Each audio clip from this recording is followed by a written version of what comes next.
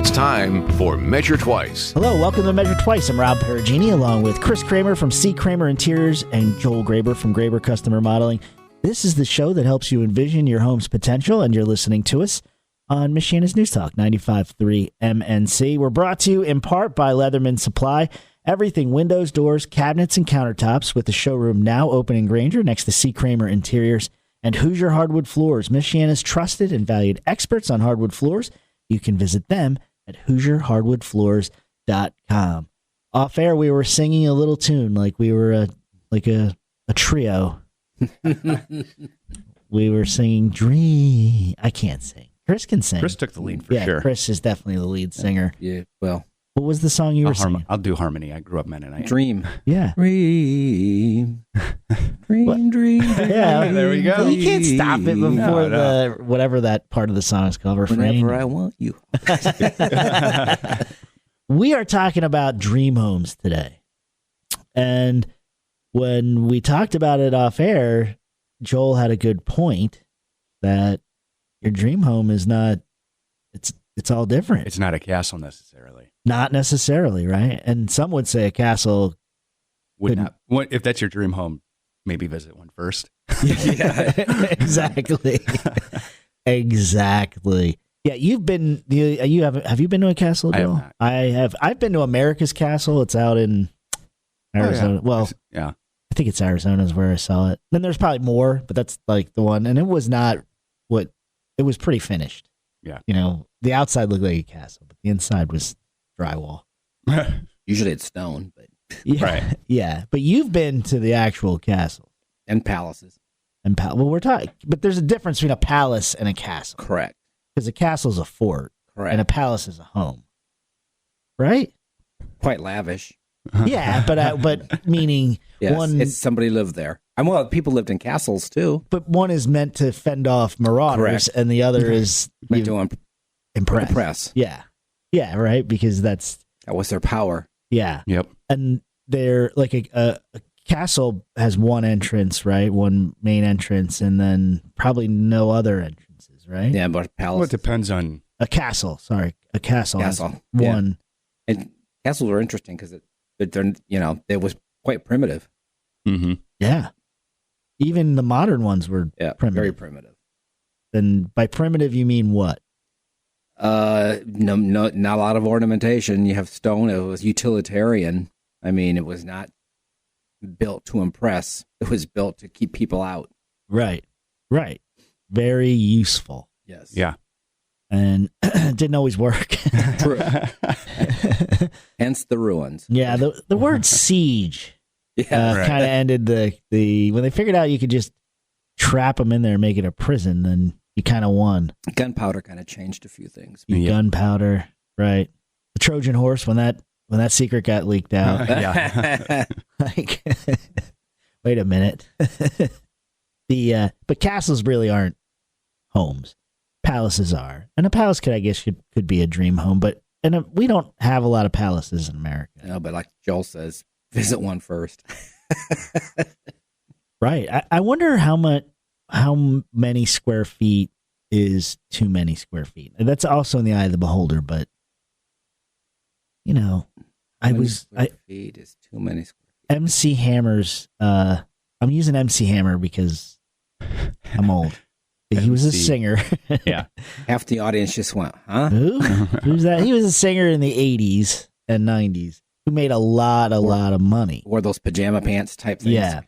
That being said, he had a 40,000 square foot home. Off of one song. No, he had, He had two. he had tours. He had and- yeah, he was pretty. He made the most of it.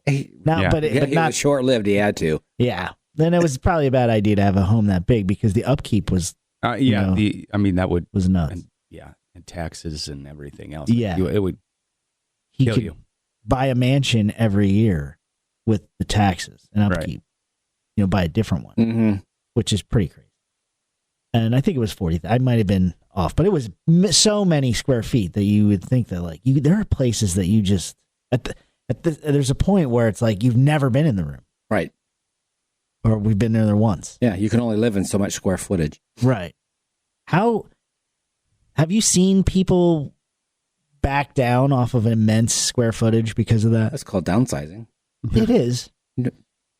People, is. especially as people get near retirement age, they don't want all the upkeep maintenance of a larger home. So your dream house can change. Yeah. And then I've seen it the other way too, where they get big. or they go bigger than what they had previously. Right. I wanted to, just before we get into the topic of dream homes, because it's so, philosophical of an argument, but I just wanted to start with the square footage, because the use of square footage can correlate to just you want a lot. It could be you need a lot because you have 7 kids, or you have some, maybe you have a handicap where you need more space because you're in a wheelchair. There are tons of reasons to have lots of square footage. And what I find is if the house has too much square footage, it can look empty. Like I walk in and I'm like, not if Chris is doing it. Chris is like, well, fill it up. What are you talking about? Fill it up. It could look unlived in. Well, how about that? Yeah. How's that? Yeah, like At least parts of it. how do you when you have a giant square footage? I guess my question is, this is for Chris. When you have giant square footage, how do you make it not look like a hotel? Because really, that's what you're talking about. Because a hotel clearly looks like nobody lives there, but it looks like comfortable, but nobody lives there. How do you do that? Make a house look comfortable? No, how to make a giant house not look like a hotel when you walk in? How do you make a giant? Well, I've not. Never looked at it like that. That's how I look at it. I walk in and there's it looks like a hotel lobby. I mean, we've done some larger homes, but I've never thought about it as, this looks like a hotel. Because you want to warm it up. You want to make it not feel that way. So you just kind of have to. So that starts at the very beginning. Yeah, well, yeah, everything starts at the beginning. But what are some? I guess what I would say is, Start right, Chris. Yeah. what are some tactics? Sorry, I didn't mean to talk over you, Joel. I was just totally rambling there. Well, what are tactics that you can use when you have a giant space to make it seem a little bit more full, so it doesn't look really like Furniture placement. should you have stuff closer to the door so that people are? No, not necessarily. No, not necessarily. I mean, a lot depends on the client too. Like we just did a rather large living room, but they wanted a lot. They wanted a lot of seating, so we did a very large sectional. I mean, larger than normal. Right. So, I mean, you walk in and it's like, oh, this looks very comfortable and inviting because you've got this very large sectional, and sometimes you can divide it seating areas. Right. Do different seating areas. Sometimes you can put a game table in the room along with a seating arrangement. So right. There are ways to make it feel warm and welcoming. The giant sectional makes me. There's a house that I go. My friend has a giant room, and they do a really good job of not making it look like a hotel. And actually, that's where I got that term from. He's like, I wanted to make sure this didn't look like a hotel. Right, yeah. Like when you walk in. And same guy with the smell. He has the smell in the hotel. He bought a scent machine. Which is really funny. But he's like, the first couch that they brought in looked like it was like the giant from Jack and the Beanstalk's couch, because it was just so big that when you sat on it, you're like, hey there, like you couldn't, like they were too far away, and he's like, we had to find that conversational point. Yeah. You bring it in. That's exactly right. And it was missing that. And he's like, he had a giant coffee table that put in the middle, and he's like, that was terrible because it was just separated everybody. Mm-hmm. So you want to bring people together. Exactly. Yes. So they broke it up a little bit, and he's like, they all move, and we can put them all together, or they're truly sectional, so he can make sections of the room even, which is neat. But that dawned on me, like, man, when you deal with square footage, you're dealing with a whole other set of accomplishments that you have to do. Whereas if you have a smaller room, you just fill it up normally. But getting back to Dream Home. The idea that somebody is in their dream home is an emotional statement. And I'm sure you hear that. This is our dream home. Yeah. I've heard you say it, like that's that emotion and dealing with that with somebody. That's something that I'm interested to see. How do you, that's a big statement to come out of somebody's, when you say dream home, how does that affect you guys? Does it change your job at all? Well, the dream home is a different interpretation per person. Very much so. It doesn't necessarily, when someone hears dream home, you're thinking this big, enormous, elaborate, whatever. Right. That's what typically comes to mind is, that's my dream home, is to have 20,000 square feet and have this and this and this, but that's not necessarily true. Well, when we come back, let's dive into that and just list out some of the dream homey things that you've heard. This is Measure Twice.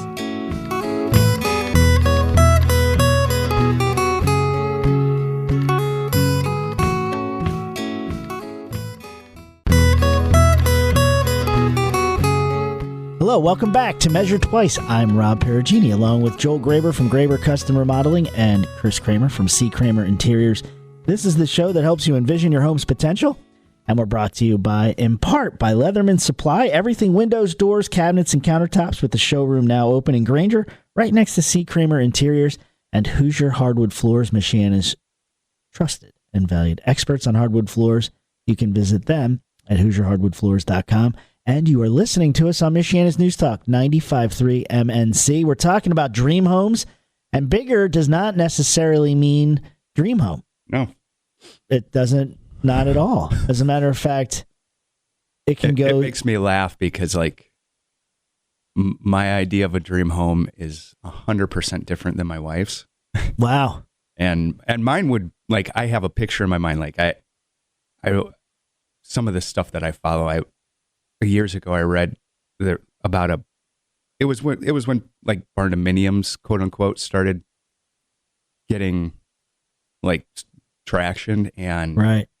Somebody had converted an old barn in the middle of nowhere in Wyoming, and it was just a medium sized barn. It wasn't very big, not a ton of square footage, but yes, that is what I want.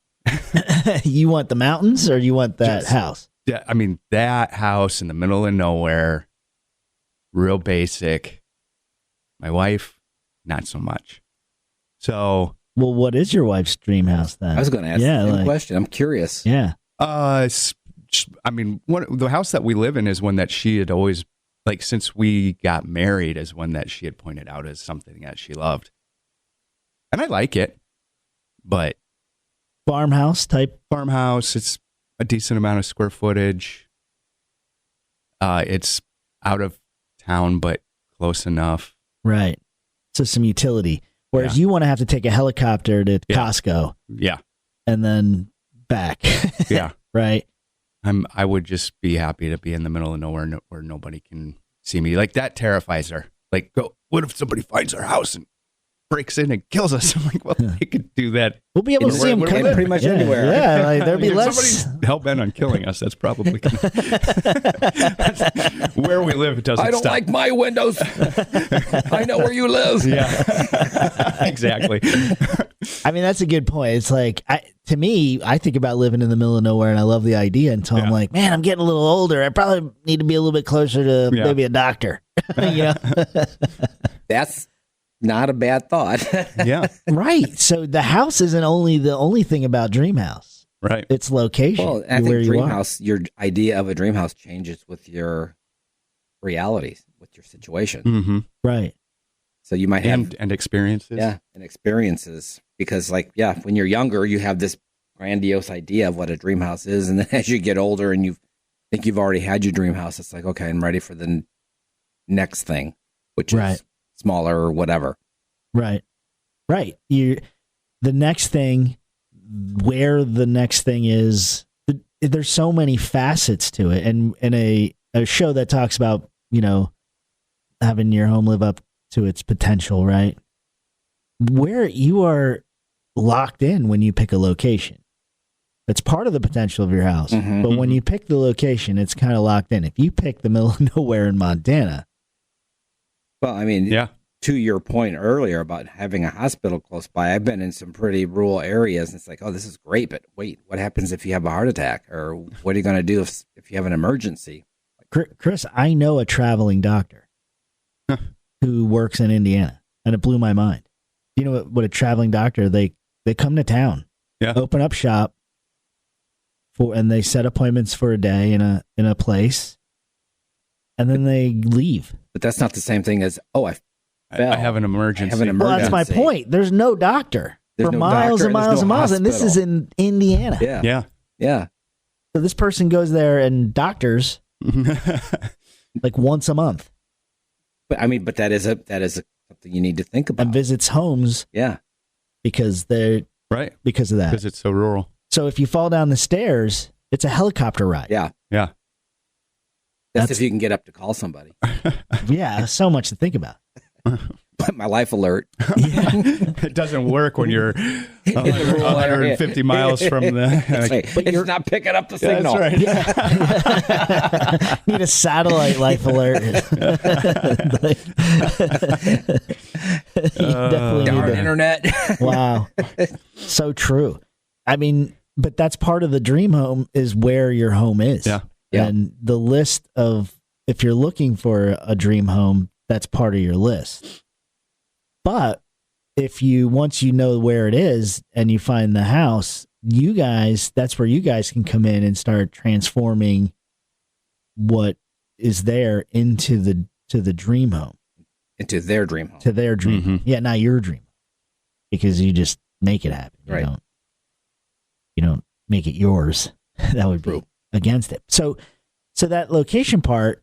It's interesting that you bring that up because I have a friend that just got a hold of me and said next year he's going to be building his dream home and he wants us to do it. Right. But he's like, first I've got to find the property and then we'll know what it needs to look like. Right. Right. Because you can't be the Roman temple in the... Right. The only Roman temple on the block. Well, I guess you can. You can do whatever you want, but you might not ever sell the house. Right. But that's the way it goes, right? They're truly building their dream home because they're right down to where they want the house to be. Right. For a fact. Yeah. And some people want to be on water. Some people... I would love to be on water. That's a dream. That's a dream, right? And water's limited. You got to go find it. Right. Exactly. And it's expensive. I mean... Right. Yeah. Yeah. So some of the limitation. Right. And I mean, at this point, I'll just have to be on like a creek somewhere. I love a creek, though. It only feels when I flush the toilet. Wow. There it is. There's the water. That's in the rural. That's in that rural place that the doctor's traveling to. Yeah, that's right. That's vivid. That's disgusting. You're all sick because of Chris's plumbing. Typhoid. What? Yeah. Wow. Man. But I'll tell you, when you know what you want, we're talking about Kramer Creek. He got the visual and he can't get it out of his mind. And I was like, yeah, I could see how that would work. we should, how do I bring this back home? We're talking about dream homes. Yeah. But part of that is what you want to see around your house. And part of it is what you want to see in your house. Right. That's what happens when you start them singing. That's true. When we start the show with a song, that's how this is where the show goes. Yep. I mean, warm them up. Yeah. Honestly, that's the way it goes. But the dream home effect, right, can last for a long time and it can kind of wear off, I think is where we're going. But the location never wears off, meaning you can get tired of it, I guess, but like you're not necessarily going to be able to change your surroundings once you decide, right? Unless somebody starts selling off parcels around your land or something like that, which can happen. Maybe not in Wyoming, right. If you're remote enough, it's that's about it. The outside though, coming in, that's one facet is outside. Once you get in, and when I'm looking at dream homes and talking about on this show, it's like my assumption. Right. I'd like to look at it like, okay, I bought this home and now it's going to be our dream home. If you like the structure and it has good bones, Right. then yes, you can turn it into your dream home. We're going to get there. Like that's where we're going to go. We're going to start. We're going to have a plan to make this our dream home because this is Right. where we want to be. Right? I'm sure you see that. Oh, absolutely, that- absolutely. Well, and also, I mean, Chris had just worked with some people that their dream was to be able to have their family with them, right? Yep. Because they basically build a compound. Yep. And it was specifically family. It's very family oriented. Right. And so everybody kind of lives in the Right one there. area. Right Right. there. Right there. I've visited some of those. They're called cults. No, I'm just kidding. No. I'm just kidding. Whoa. Took a dark turn. Yeah. Yes. Wow. No, I think that's really cool. Well, Actually, I would love to do that. I think it's really cool too because they built this beautiful, beautiful home, but it's all has to be kid friendly. Yeah. So it has to be very usable, very comfortable, no pretension. But yeah, it's Right. completely geared for family. So what's funny about that is kids grow up, but then I guess other kids visit. Yeah, so- exactly. But kids grow up, kids have kids. Right. So you would think Indeed. that being kid friendly would like hamstring you, but really No. no, because that's the cycle. If you're family oriented, I would love to do that. Where I have a piece of land that my kids could be up there, and my grandkids could come and just walk on in. And Being a family home doesn't mean it's lacking in style. Okay. So Well, that's why we need Chris. yeah. When we come back, let's talk about that because that's interesting. That's an interesting point that you're not necessarily giving up if you're giving into the family style. So when we come back, let's talk about making your family home a dream home. This is Measure Twice.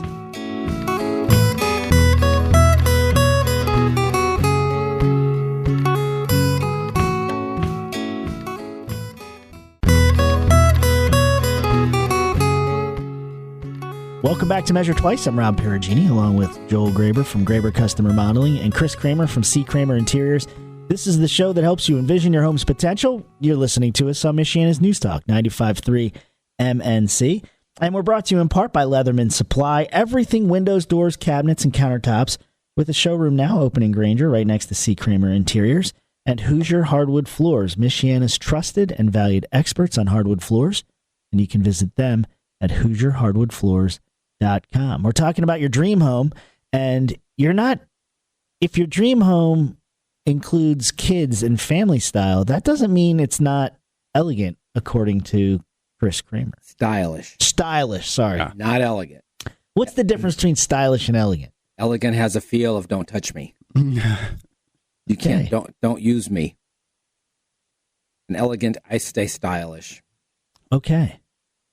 Because stylish can be utilitarian too. I mean, it could have style and look, but it has a function and that is comfortable, casual. Okay. But elegant to me says formal. Okay. Like a Rolls Royce is elegant. Right. A Corvette is stylish. Correct. Because, Because you're laying some rubber with that. yeah, right. They're pretty cool. Yeah. Right. The new Right. ones. So they're both beautiful vehicles, but they're both completely opposite each other. Right. They each have a different function, and they each have a different look and a performance. And Right. same thing in your home. So when you say before on the last segment, you were like, okay, well, you're not giving up style because you're taking on a familyness, Mm-mm. right? Which means, okay, so we're going to put this type of upholstery in, but we're going to make sure it's a performance fabric so that it holds up to little ones. Could you use leather? Oh yeah, Because I love leather. it's funny. I think leather is a great choice, but there's a lot of people who are opposed to it. Really? They just don't. They think it's cold or whatever, but it's not because it breathes with you. But I like to accent with leather, so because it's so durable. Mm-hmm. Well, and that's the thing. A lot of people think, oh, leather, I don't want my kids jumping around on it. Like, oh, It can But it's handle very- yeah. anything. yeah. You know how many pounds of pressure it takes to puncture leather? No. 350 pounds per PSI. Really? To But is puncture. that all leather? Because I mean, if you have really thin leather, I mean, Well, if you're buying good leather, I mean, it's all should all be top grain, what does that mean? first cut. Then is that thicker? Mhm. When you're picking out leather, are you That's ask? a good question. I've never even. Yeah, like how do you know you're getting top grain? How do you, They should be able to tell you. Anything we sell is top grain. It's the first cut of the hide. And then there's 3 cuts. And then as it goes, the second cut's thinner, and the third cut's what they used to use in vehicles. It was the thinnest. Huh. wait? So on one hide, Mm-hmm. they'd get 3 cuts. sets of. Mhm. I didn't. Your What? first That's cut, pretty your amazing. top cut, or it's called top cut first, is the best. That's your strongest, the thickest. That's Well, the it would make exterior? sense because it's the exterior of Yeah, I the was just animal. gonna Like, say right. Other than the hair on hide, which is your, they obviously cut that off. But right? Not in Joel's couch. Nope. No. we sell it hair on hide. You can buy hair on hide. It's kind of cool as an accent. That would be cool. Hmm. But there's a lot of That's a lot of cow. there's a lot of manufacturers out there that are using bonded leather, where they just take scraps of leather and glue it to a fabric membrane, Right. and then finish over it to make it look like it's. And they call that leather, but But it's it not. won't hold up long term. And you're looking for the term bonded leather. Yeah, bonded leather. It's an inexpensive way to make a piece of upholstery. But what you really want is Top grain. top grain. Top grain, and that's what you would say. Top grain. You Yep. would go in and say, "I want top grain." Grain leather. It's just top grain. No, it's bonded. Nope. Don't want it. Got it. Well, if it's bonded, you're probably also not getting the good solid structure Correct. either. That's true. Yeah, I didn't even know what bonded leather was until a few years ago. It's like, that's a thing. They really do that. Well, what would they do with the scraps of leather? Just make a bunch of wallets? Belts. I don't know. No. I would think wallets are all top grain. It's interesting how little waste there is on leather. Yeah, you've actually talked about that, how they measure it out. Yeah, like, it's interesting. Incredibly. Because, I mean, a hide is like 55, maybe 60 square feet, but that's not all usable square foot because hides are irregular. Yeah, right. They're shaped like a cow. Cow. Yeah. Mhm. Yeah, So you have to cut around it. So, it's Man, pretty neat. Yeah. I mean, So, anyways, I love leather. but we learned something, Yeah. Joel. Like Yeah. 3 cuts on leather is kind of rocking my world. Yeah, same. But getting back to stylish, leather is stylish oh, I love leather. I'm like Joel. I like leather. and it's kid friendly. Kid friendly, should last minimum of 30 years. Minimum. Really. And that's if you're hard on it. Yep. What happens when your cushions wear out and you have a leather couch? Well, if you buy a good one, it shouldn't. But what if it happens? Can you You can redo them. Oh, yeah. We do that all the time. and not really affect the leather? Mm-mm. I mean, when we reupholster something for someone, or someone's cushions start to break down, we can refill, we can put all new in, whatever's needed. Right. Okay, so that's cool. That's I'm trying to work out like matching kids with leather in my mind, because I think I'm like most consumers where I'm like, I'm not getting there. You know, like, oh, they're Most going to people- wreck it. Well, leather's great. I like to accent with leather. I mean, like this home we were just talking about with the big sectional, I would not have put a large leather sectional in there. So what you're saying is you're not going like all leather furniture in your living room. No. No, not unless they ask for it. That's what they actually want. Well, some people are matchy-matchy where they want everything to be like the You get the exact Southwest same. feel. We try to break away from the matchy-matchy. Right. So you said sport material, though. That got me, too. Performance. Sorry. Sport material. Sorry. We're not talking about bras here. Wow. Yes, sir. Yes, sir. We went back Well, there. Joel is. When we were talking about leather. Talk about sport. Wow. So performance material, though, Got thrown under that the bus. screams like deck material to me. No, So, like, no. Not anymore. No. No, there's some fantastic performance fabrics out there. Durable, stain Soft. resistant, soft. that's the important part, because I think It, this is it not going to feels like, I mean, you can't necessarily distinguish, right? Oh, you wouldn't know. Yeah. If someone didn't point it out to you, you wouldn't know. But there are those that are a little more coarse. But I always, if it's a family area, you want something soft and comfortable. Yeah. And sit and just be able to lounge, because that's really the whole idea, just to kind of sit back and chill. And when did the textile industry catch up with this? Because it's not always been that way. No, it wasn't. No. When I started in the industry, there was no such thing as performance fabric. It was there was. It was the plastic that you covered everything. Yeah, right. That's true. That performed. It was performing a duty on your couch. But it's interesting because performance fabrics have been around for years, but they've been used in hospitals and nursing homes. And then the technology went to residential. Right. Because it was perfected in some way, right? Like, Yep. Because back in the day, it was Scotchgard. And that was just a surface spray and it wore off in 6 months. Plus, it's in your system. You're taking it on. You're taking it on. You don't have to shower as often. The water just runs off. Yeah, the shower. Everybody's got the same properties as a duck. It's funny. I can't get wet anymore. I don't stain anymore. Look at the paint didn't stick to me. Look at that. Not that it's not a miracle substance. It's just not something you want on you. That's true. In you. Yeah. Yeah. For shoes, Scotchgard's amazing. You throw some Scotchgard on? I think it's been banned. They don't sell it anymore. Oh, really? I think so. Is it off the market? What about Nick Wax? What's that? So if you have leather like boots or you put that on there, it doesn't change the color of the leather, but it helps the leather look good. Pliable and it's natural. Yeah. I want to say. Yeah. It's tallow or something like that. But performance fabric, I said that again. Wait. Yeah, that's all right. Okay, right. I was like, did I get that wrong again? But we're talking about dream homes and the fact that you can have a family oriented room that has style because of the technology and not ruling out leather, right? Because it's highly durable. It is expensive. So it might be, is that the most expensive route to go or is wool? No, leather.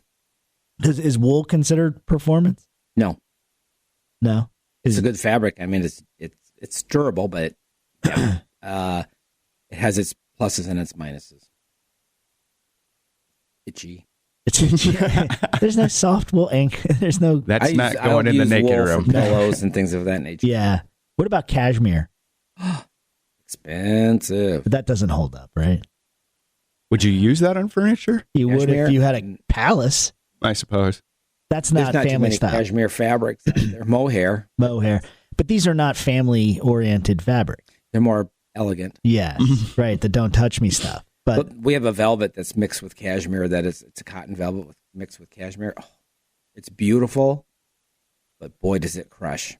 Right. So it's super elegant. But it shows all your finger. Yeah, you could write. My grandma had one. We used to try to write our names in it. Yeah. On the so that has limited use as far as I'm concerned. Well, when we come back, let's try to construct a dream home right here in the studio. This is Measure Twice.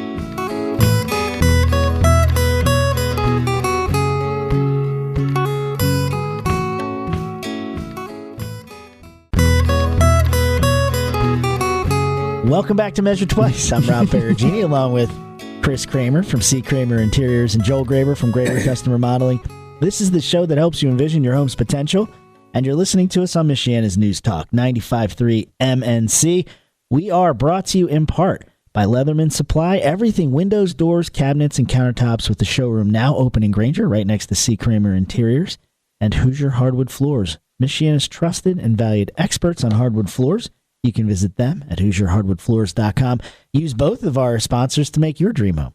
You can do that because the components are there, right? Mm-hmm. And if you're constructing it, Joel, if somebody's constructing their dream house, there's a lot of things in the background, right? Like, and you had mentioned some off air. It's not technology, just right, and because that can go in any size house, regardless of what your dream house looks like. Yep. What the square footage is. I mean, technology benefits all of us. Yeah. And it's probably wise to consider technology on any renovation that you're doing. Yeah. Because while you have it exposed, throw it in there. Yep. But technology is such a general term now. It is truly, I mean, because it affects about every part of what you're doing. It's not just the AV or the components that you think of with like the electrical and things like that. It goes into countertops, into how your cabinets work. You know, I mean, appliances. Yeah. I'm confused. How does technology affect your countertops? Well, they continue to get the innovation, the technology, kind of like with the performance fabrics. Right. The technology behind making some of these things better. So I was thinking like, wow, what is it, a computer screen or something? Like, no, you're talking but about. You could do that. Yeah, I mean, honestly, you can do that. Haven't you seen the countertops that have the convection oven, but you can't see it? Yes. In the countertop? Yes. I don't like it. I don't either. I'd be afraid of it. Yeah. But it's, what is it? Is it conductive? Conductive. So, yeah. But you don't see it. Yeah, I don't know. For me, I like the visual of the range, but I guess if that's part of your dream home, well, you can incorporate that. To me, that's a very specific. I mean, that's a very contemporary look to me. Yeah. So very extremely modern, like Star Trek. Yeah. Like, where's your stove? It's right here on the countertop. So, I mean, that's part of the innovation, right? Yeah. It's kind of funny that that's where we are, though. We're going to this is the kitchen, and it's like, really? Yeah. Where is everything? Yeah, exactly. It's there, but you can't see it. Literally blends in is what we're talking about. That technology. Well, and then this is just a side note to some people's idea of a dream countertop is marble in a kitchen. Mm-hmm. Marble is very porous. It's not recommended in a kitchen because it is so porous, but there are companies out there now that have made this film that you can put on your existing countertops and gives them the ultimate protection. Scotch Guard. Not a spray. It's not a spray. I follow this company on Instagram, and it's fascinating. They'll come in with this film that's pretty thick. They put it on with soap and water, and then they squeegee it, and then they cut around it. And when it's done, you can't tell that this countertop has unless you want the patina, which because it's considered a living. Yeah, so like it's finish. Yeah. A living finish. So if you want it to look old and scratched and stained, it's part of the overall appearance. It's like true oil rubbed bronze. Yeah. Ugh. That rubs off. So oil rub bronze starts the patina. I didn't think bronze. If it doesn't have a lacquered coating on it, it will. And they'll usually tell you that when you're looking at it. This is a living finish. Yeah. On bronze. There's a difference. So like brass, bronze. You buy an oil rubbed bronze fixture or door hardware. That is a finish that they call oil rubbed bronze that can mimic it somewhat. But true oil rubbed bronze is bronze that is oil rubbed, and that will patina. Yep. Change color. So, but if you have a doorknob that's oil rubbed bronze, that's actual, is there? And this is a dumb question, but there's oil on it. If it's true oil rubbed bronze, doesn't the oil come off? That's how it patinas. And then eventually the bronze color kind of comes off, and you'll see the bronze through it at some point. And that's good. Faucets are that. So you can get living finish faucets. They'll change their color over time and use. But again, you're buying that for a specific look and reason. Right. Mm-hmm. You want it to patina. You don't want it to look new all the time. Right. Okay. So living finish is really cool. Depends on your perspective. I think so. True. I guess that's in the eye of the beholder. I mean, if that's part of your dream, absolutely, it's cool. It's kind of, it's kind of like copper sinks and things of that nature. Those are specifics to your style, your dream house. I want my house to look used and old, and I want it to have that old European feel. Right. Well, that's how you achieve it. Mm-hmm. So when you have like a copper roof, yes, right, which would be, I would love, but as an accent, yeah. Yeah, you can't have a whole. I mean, you can have a whole copper roof. You can, but generally that would be an enormous financial that's like a giant financial decision, right? Yeah. Because copper is, I don't know what it goes for, but I know that it's not just what it goes for, but the actual cost of putting it there, installing it, all of that put together. I mean, it would be outrageous. There's a house in town with a copper roof. Yeah, I was thinking. I think I drive by it all the time. Well, Frank Lloyd Wright House. on Twickenham. Yep. Yeah. That was spec'd when it was built in the 50s with a copper roof, but they couldn't afford to put it on In the 50s. Yeah, in the 50s it was so expensive. They did it in the 90s, I think. Yeah, it looks cool. But And that it's- was Frank Lloyd Wright specifically specified it, but budget wasn't there. But your dream home, right? You could just be the copper roof, Well, yeah, meaning part of your dream house is the Frank Lloyd Wright house. yeah, right. I mean, these people hired Frank Lloyd Wright to design their house. That was Mhm. their dream house. And that was their dream house. Whatever came out of it, they They accepted. My dream house is the one where I hire Chris Kramer. whatever happens, Yeah, it would be the CK house. that's right. He's just slowly nodding his head. Yep. He's like, it sounds like a lot of pressure. No, I'm just He's like, I I was have just to deal thinking- with Joel. no. I was thinking my dream house was my dream, the one I'm in. Yeah. Yeah, but it's not such a dream. Somebody wake me up. Just wait until you get the pool in there, then it will come. Oh, I'm not going to it'll put a complete pool it. in. And now you sound like two of my kids. Dad, put in a pool. You have plenty of room. No. Chris, you had a good point for you, meaning pools are plenty fun and Yeah. people love them, and that's part of their dream houses. Yep. But for you, your justification was, I don't know if we have enough seasons, right? Is that what you said? Yeah, that we don't have a long enough season to invest the minimum for a pool.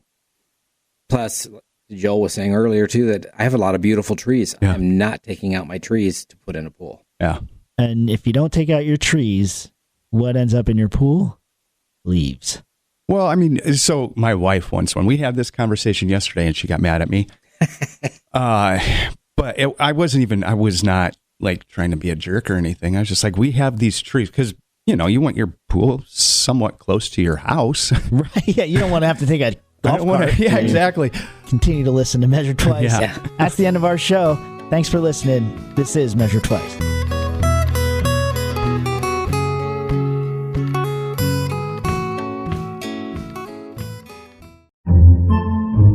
Podcasts by Federated Media.